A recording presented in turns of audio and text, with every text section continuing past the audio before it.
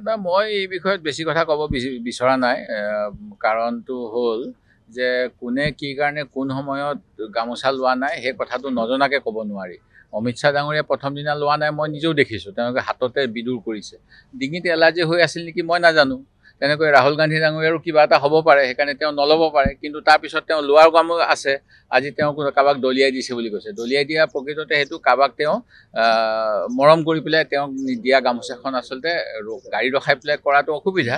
সেই গতিকে তেনেকৈ দিছে কাৰোবাক, এইটো মাটিত পেলাই দিয়া নাই। সেই গতিকে এইবিলাক বিতৰ্ক মই কৰা নাই, মই ইমানটো ক'ব নোৱাৰিম। কিন্তু মই ভাবোঁ যে গামোচাখন আমাৰ সকলোৰে আদৰৰ, কিন্তু চৰকাৰৰ এটা দুখ আছে। মই নিজেই লাজ পাইছোঁ, মই বিধানসভাতো এই কথা উত্থাপন কৰিছোঁ সিদিনা, যে এহতীয়া গামোচাবিলাক লৈ মানে আমাক সম্বৰ্ধনা জনাবলৈ মানুহবিলাকে ঘূৰি ফুৰে। মই কওঁ গামোচাই নিদিবি বোলো, হাতে বোৱা নহ'লে এনেকৈ সন্মানৰ নামত অসন্মান কৰাটো উচিত নহয়। আৰু এই চৰকাৰখনৰ এইটো দুৰ্বলতা যে সিদিনা গুৱাহাটী ৰেল ষ্টেচনত বস্তাই বস্তাই গামোচা আহিছে, আৰু চৰকাৰে গামোচা বাহিৰা কাপোৰ এইবিলাকৰ বিৰুদ্ধে বেন কৰি থোৱাৰ পিছতো একো কৰিব পৰা নাই। ইমান যদি আৰু এনেকুৱা প্ৰট'কল থাকে তেওঁ নহাই ভাল ইয়ালৈ।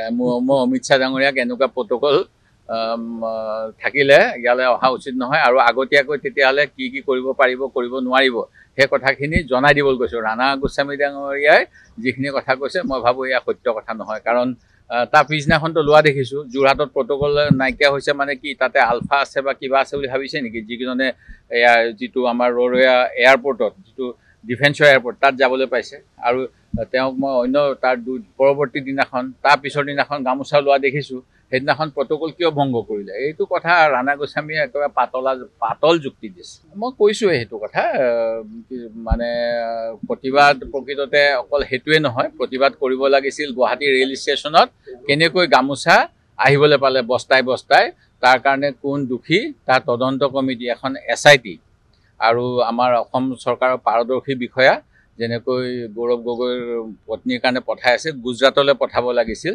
ৰেলৰ চালানখন চাই পেলাই কোন জেগাৰ পৰা আহিছে তাৰ তদন্তটো কৰা হ'লে মই ভাল পালোঁ হয়।